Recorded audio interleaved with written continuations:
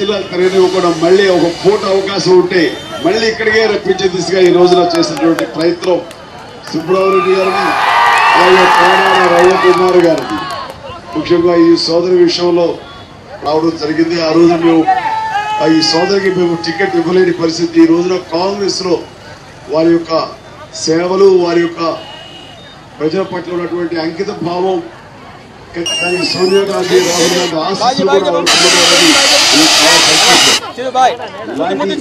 వారు రావాలని నిన్ననే సోనియా గారి యొక్క సభ దీంట్లో నేను అందులో ఉన్నాను.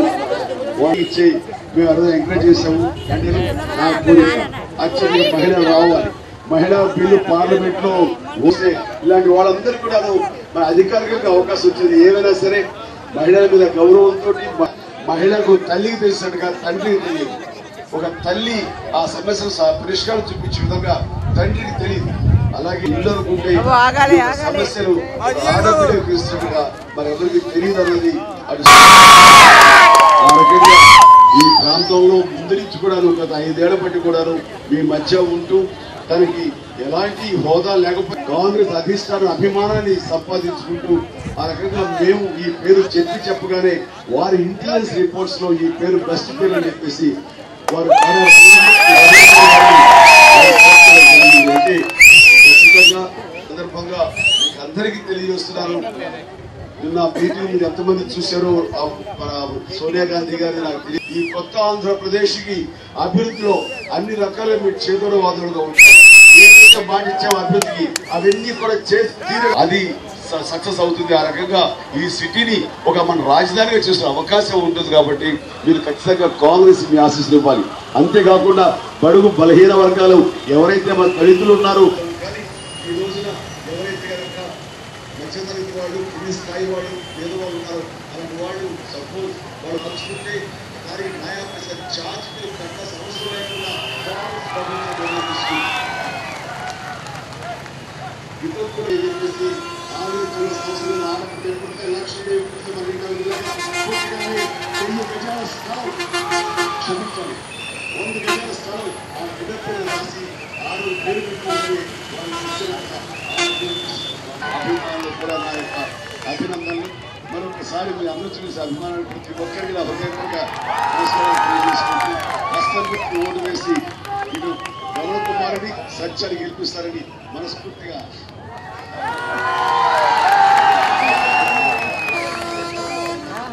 సో ఆ రకంగా నా హృదయపూర్వక అభినందనలు ధన్యవాదాలు తెలియజేస్తున్నాను. Thank you so much. జై కాంగ్రెస్, జై హింద్.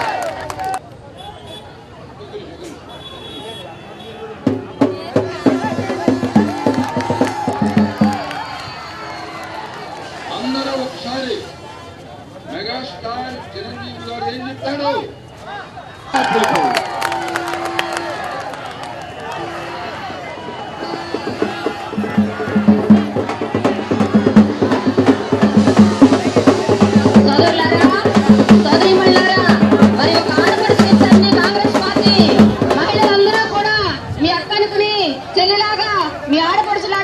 గౌరవించి సోదరులందరూ కూడా మీ ఆడపడుచుకి ఓటు వేసి గెలిపించాలని చెప్పి ప్రతి ఒక్కరిని కోరుకుంటూ నేను అందరికీ మీ మధ్యలో ఉండి కష్టంలో సుఖంలో మీతో కలిసి పనిచేస్తానని చెప్పి ఈ సందర్భంగా తెలియజేస్తూ మరి చిరంజీవి గారి సారథ్యంలో మన సుబ్బరామరెడ్డి గారి నేతృత్వంలో బెహరా భాస్కర్ గారి గైడెన్స్ లో మనమందరం కూడా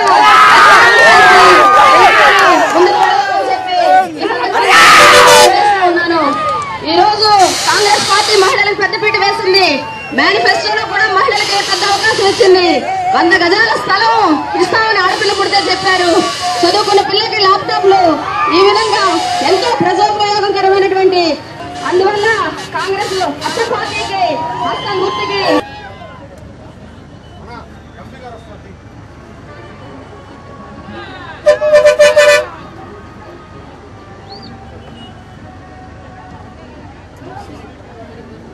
That's right.